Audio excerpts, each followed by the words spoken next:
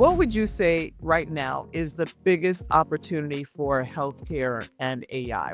We are creating a consortium to bring the startups, the innovations, the AI next to clinicians, the researchers, so that we can bridge that gap, so that at the end of the day, with this mission that no child is dying because of the cancer. Only in 20 years, they changed everything. It changed how we interact with the brands.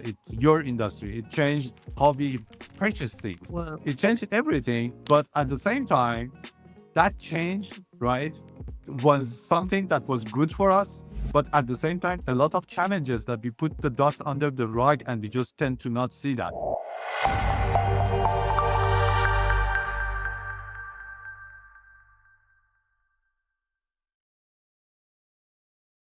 hello, hello, and welcome to season 2 of the 10X Blueprint podcast. My name is Simone Knight, and today my special guest is none other than Nima Shei, or should I say Dr. Nima Shei. He is a founder of Hummingbirds AI and also founder of the Miami AI Club. Welcome, Nima. How are you? Thank you. And thanks for having me. It's a pleasure to be in your podcast in this beautiful season. Absolutely, right? This holiday season, we got a little fireplace going in the background, got a little coolness. So we are on the opposite ends of the weather, right? You're in Miami right now getting some 75, 80-degree Christmas weather, and here I am in the mountains in Georgia. So loving this difference here. So Nima, you've been in AI for a while. Like I said, you're an MD, you're a philosopher. I want to understand a little bit about you and how your background in philosophy and neuroscience led you into AI. Thanks so much for asking this question. It's a very good question. So I wouldn't call myself a philosopher, basically self-taught philosopher, that would be a term. But yes, I would call myself a neuroscientist. And I did medicine. I studied medicine, got my medical degree because of my fascination for the intelligence and the consciousness and why are we making decisions, what's mind, how we have emotions. All of those question marks in my head led me to study medicine. And then my fascination for finding the answers from neuroscience and the science of the brain led me to study neuroscience. Wow. I mean, you've been doing a lot in terms of connecting the dots between neuroscience, artificial intelligence, and emotion, the science of emotion. Now, one of the things I find super interesting is your motto is bringing mind to the machines. Can you explain what that really means and why that is your motto? Absolutely. So when I went to medical school, that's around 22 years, and with that fascination for the brain, psychology, neuroscience, I ended up in the computer science program and learning coding. And at that time, I realized that everybody in the engineering world, they have a different mindset than us that we are coming from the biological background. So we study things, we study nature, we study the brain and how it works. They try to build something that is a little bit isolated than what the reality of the nature is. So the neurons, the neural networks that we have in the AI world is much different than the ones that we have in the actual brain in terms of the capabilities. So with that fascination of our brain, I tried to mimic how the actual brain of the humans and mammalians work and then bring that to the engineering and specifically in the control engineering. We said that the simplest action or the simplest machine is a controller that has basically an output to like a temperature, like increase the weather when it's cold or increase the temperature or decrease the temperature when it's too hot. So that's the simplest decision maker. And then we studied how the brain actually is making those decisions. When it comes to our brain, we don't rely on logic only, but we rely on a very complicated decision-making process at the base of the brain, which involves the logic, emotions, and intuition. And so it's a way more complicated than the case that if this happens, do this, if that happens, do that. And so we started creating the first controllers that mimics how the brain makes the decision and then brought that to the control engineering. Wow. I mean, that sounds extremely complicated and super impressive to bring that the thinking of a human being and the emotions into the mechanism of a computer. I mean, Let me make that a little bit more touchable. So let's say we enter to a room and we haven't been into that room. In a moment, in less than a second, in milliseconds, we have a feeling about the room. This is a little bit intimidating. This is a little bit scary. Or no, I feel calm. That's the first millisecond reaction that we have. So that's the intuition. Then after that, we start analyzing what is in the room, who are they in the room, and then with that analysis takes more time. So that's the more of the logic. So in the base of our brain, when all of the sensations from the eyes, ears, and all of that comes to the brain, they come to the base of the brain, and then from that base of the brain, it spreads out towards the surface of the brain.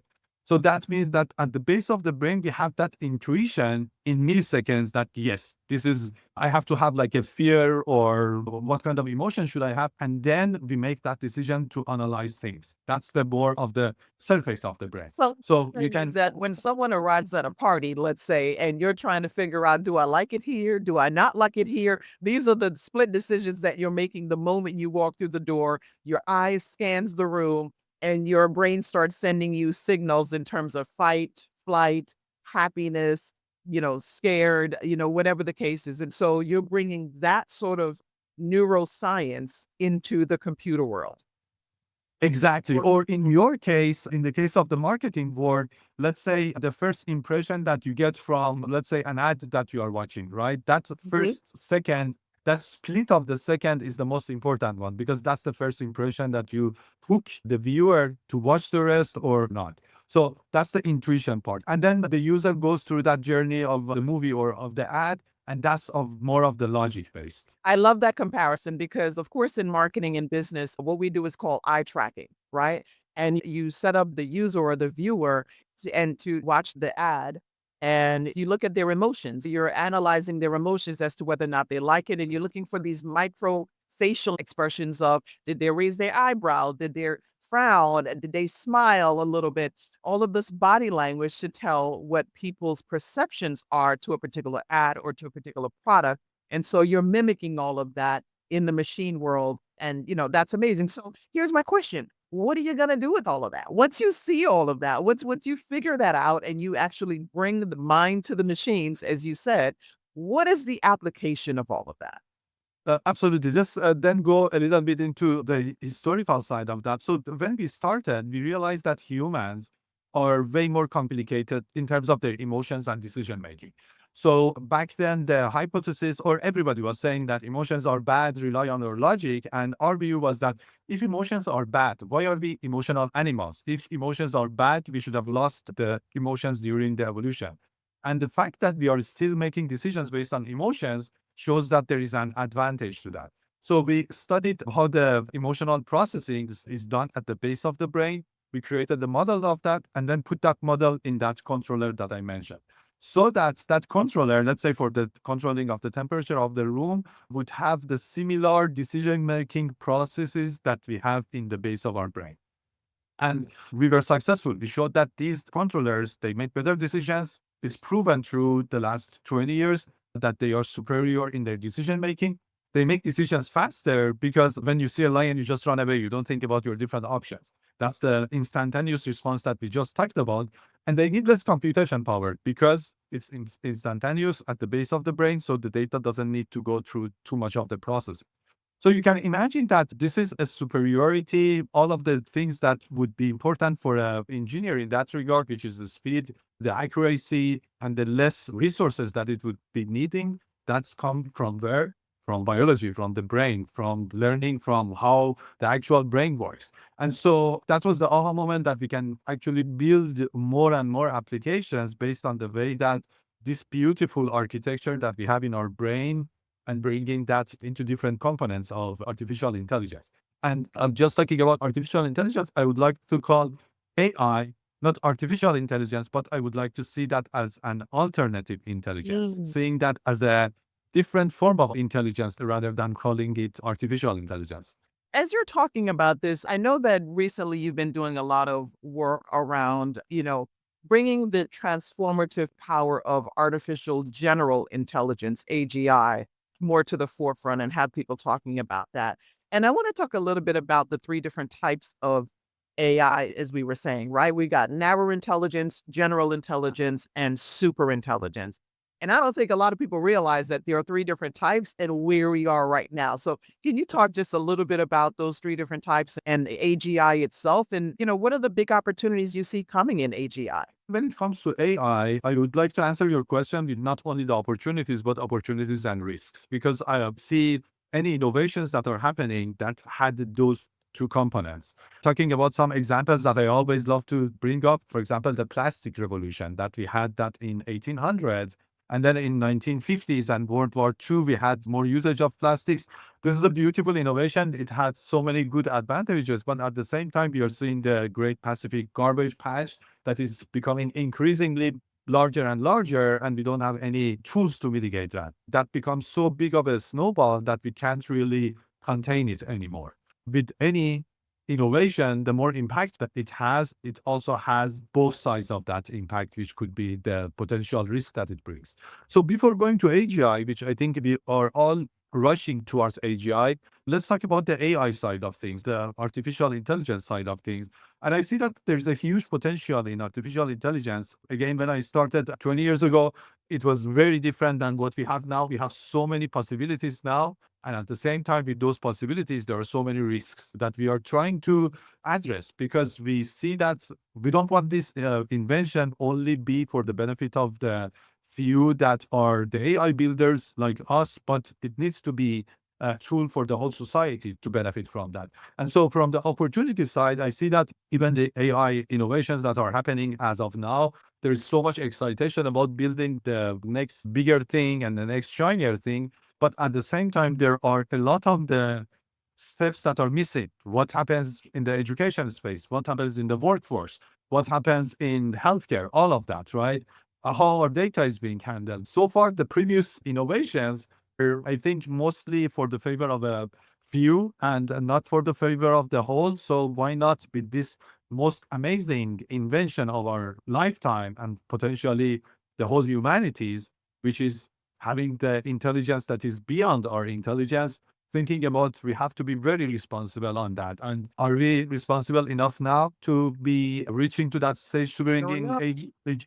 I don't know that we're responsible enough, right? Because responsible AI is one of the big things I know that you're talking about. Another previous guest of ours, Donald Farmer, he's all, talking about responsible AI. And, this is where we're looking at how the data is being used, how are the predictive capabilities are being used. Privacy obviously is part of that whole thing. And that is a very big question. Are we really, in fact, ready to take that leap?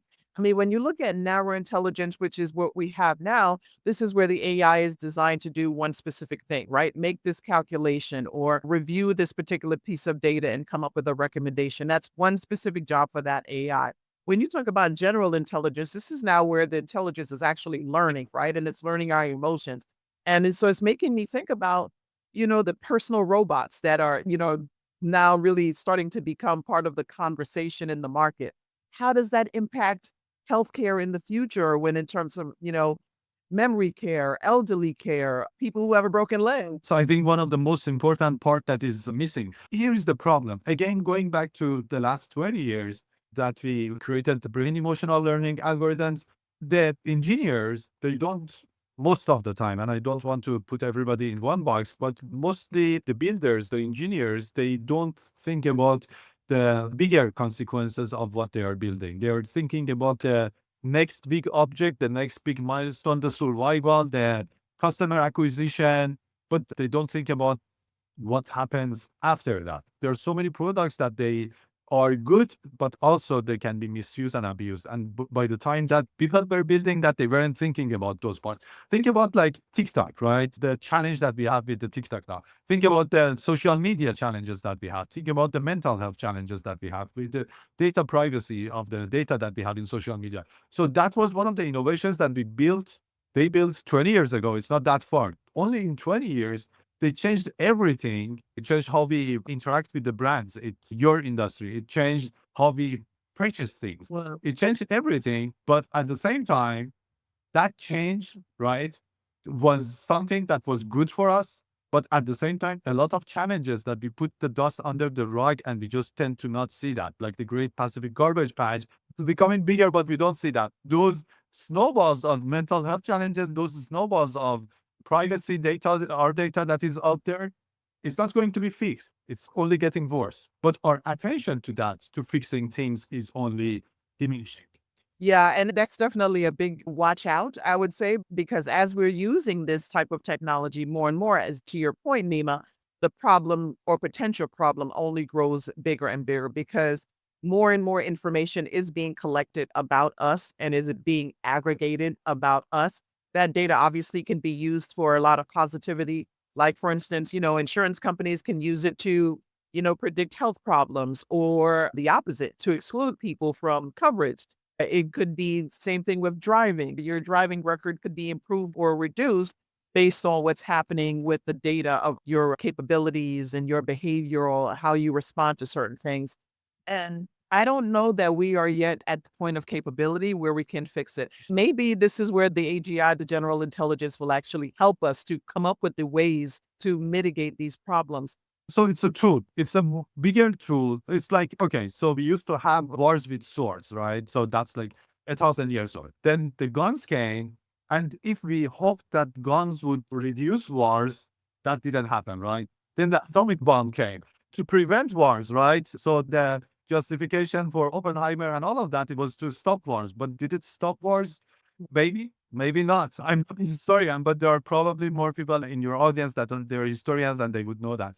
But think about it as if we think that AGI would fix the problem that we have with AI, and then AI would fix the problem with the society. As long as that tool is in the hands of the right people, yes, absolutely. With the right intention, with the right mission and transparency, yes, that's a optimistic view that we can solve many of the challenges.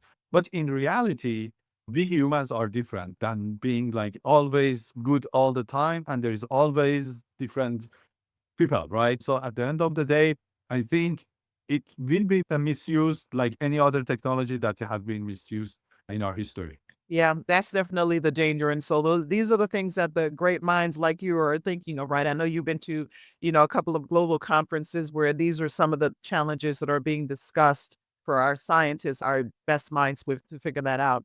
And I think ultimately it's going to take a cross function of people, like usual, to come up with the biggest innovations and ways forward in human history. So having said that, let's talk about the Miami AI Club just a little bit. So, what is the target audience for that organization? Who normally comes? What sort of discussions are you guys having about these big problems that we just talked about? Absolutely. So I think question that we came up with started with again back to that 20 years ago and brain emotional learning. That technology by itself, we made that open source available for the public to use that, and it has been used in the academia for a long time. It has now more than 400 industrial use cases in different industries, from robotics to drones to all sorts of different applications in the control engineering and even for predicting stock prices. It's open source, so everybody can use that. Again, the technology can be used in the right ways or wrong ways. If we only hope for the best, think that, for example, in San Francisco, the builders would build the most responsible AGI, that's, I think, a naive approach. I think the best approach is we, the society, the community, get together with one mission, and that mission is the mission of Miami AI Club to create a positive impact through AI and making sure that AI would relay and will be always a tool for the good of the society, and also preventing it from going to misuse and abuse. So building guardrails and on the negative side. So at Miami AI Club, we built that mission. Mhm. We said we are a group. We want to change the world. That's a small group of crazy people that think that they can change the world, and then trying to see where is the impact and how we can be helpful. So that was how Miami AI Club was built. It's an inclusive and exclusive group. Inclusive because we are all from different backgrounds, very diverse group, but at the same time exclusive because it's exclusive to a group that they are very much action based and they want to make a change. So we don't want to bring people that they don't want to do the actual job. We want people that are dedicated to reach to that mission. So it's built from different groups of the society, from the academia to public sector to private sector, executives, AI builders, investors coming together to try to figure out how the society is going to change during the next few years, and then try to mitigate the risk, and then try to go after the opportunities that would be benefiting the whole society. And it's a not for profit. So the whole game is for bringing the society to more of the advantages of the AI rather than the disadvantages of AI. Okay, well, having said that, I have just one last question for you. What would you say right now is the biggest opportunity for healthcare and AI? What do you think is that big driver that if we can do this, if we can get there in the next 5 years, 10 years, that's really going to create that positive and transformative impact for the human race? Giving the answer very, very direct here. That's what we are doing now as a test bed, as an example. I'm going to give you one example. So we realized the number one killer of the children is cancer. Childhood cancer is the number one killer of the children. And so it's a big problem. But like any other problem, AI could be helpful. The how of that and how to do that, we have built the ecosystem around it with some amazing organization with their help. The foundations that have been in this area for a long time, they have been doing fantastic job for the children. We are creating a consortium to bring the startups, the innovations, the AI next to clinicians, the researchers, so that we can bridge that gap and so there is the AI that would be directly having impact for the families, for the researchers, for the support of those children. So there are different projects, different startups that we are supporting now. And the idea is that creating a funnel, that funnel of these innovations that are coming to this ecosystem that we have built and bridging the gaps so that at the end of the day, with this mission that no child is dying because of the cancer. And this is, I think, one of the most important small use cases of AI, and it can be expanded if we are successful, if we can actually show the value, actually show how much the metrics we have been improving. That could be a good hero story for the rest of the use cases in healthcare that other people, other groups, not for profit, for profit, come together to bridge that gap through the use of AI and make AI adoption a reality for the healthcare world. Well, I mean, that is a very noble mission, curing childhood cancer and, looking at some of the big opportunities we also talked about in this conversation with artificial general intelligence, responsible AI, removing some of the potential issues in terms of data privacy, bringing emotional intelligence into everything. I think that that's a really great way to wrap up this conversation, Nima. Thank you so much for sharing your thoughts, your philosophies, your vision of where you see the opportunities for AI can take us specifically in healthcare.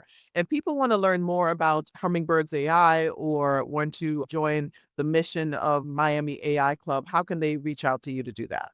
Absolutely. So for Hummingbirds AI, I forgot to mention what the company does. So it's a computer vision company, again, learning from biology, from how visual perception happening in our brain, and then bringing that to machines for basically making the machines more intelligent to understand the human in a privacy first and responsible manner. Basically, if somebody wants to see a demo or talk about that product, they can contact me to my email, nima@hummingbirds.ai. And then we're related to Miami AI Club. Our website is miamiaiclub.com. This is a community that is growing. I encourage everyone to visit the website. And if they are fit for those criteria that we are looking for, and they are really people that they want to change the world through the use of AI, we would love to have them in our community. It's a community that is not only limited to Miami, but we are open to everybody across the globe because the impact could be broadcasted globally. So we would be happy to have more of your audience in our group. And thanks, Simone, for the opportunity and dedicating time in this beautiful post-Christmas day. Absolutely. Thank you, Nima, for joining us. And thank you, everyone, for joining. Please like, subscribe, and share this video. And let's get more people thinking about bringing more emotions to the machines. Thank you. Have a great